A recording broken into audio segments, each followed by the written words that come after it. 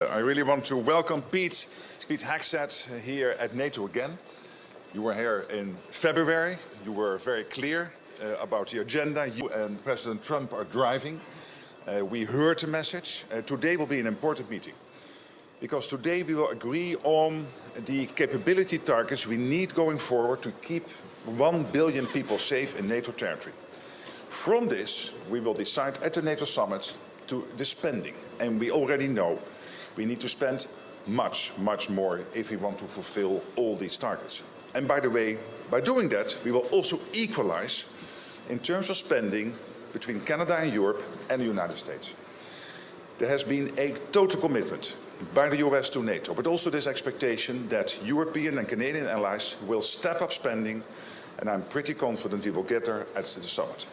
I also want to thank you and the President for what you are doing with Ukraine, driving the peace, engaging with President Putin, breaking the deadlock.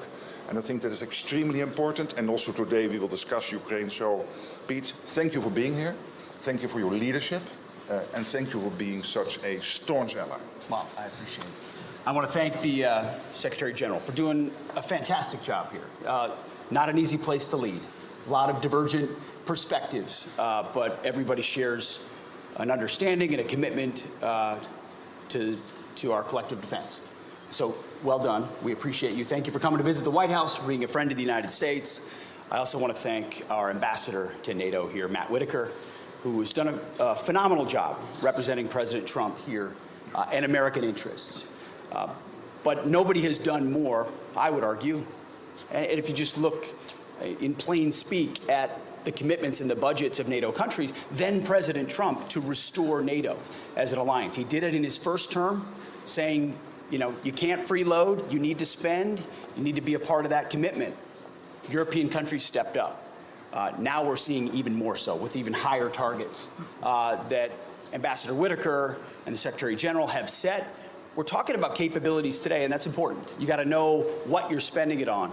And then that's going to be reflected, we believe, and the reason I'm here is to make sure every country in NATO understands every shoulder has to be to the plow. Every country has to contribute at that level of 5% as a recognition of the nature of the threat. It can't be about the flags that we love. It has to be about the formations that we have. It's that hard power that actually deters. And it can't just be U.S. capabilities. So the United States is proud to be here, to stand with our allies, but our message is going to continue to be clear. It's deterrence and peace through strength, but it can't be reliance.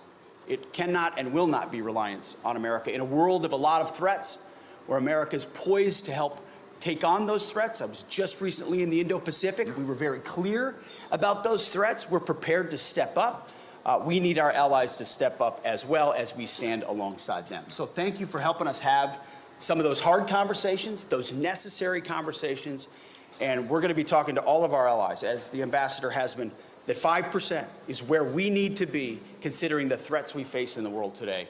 And we'll have that conversation robustly and constructively. So, Secretary General, thank you very much. Appreciate it. Thank you so much. Absolutely. You got it. See you later, guys. Thank you.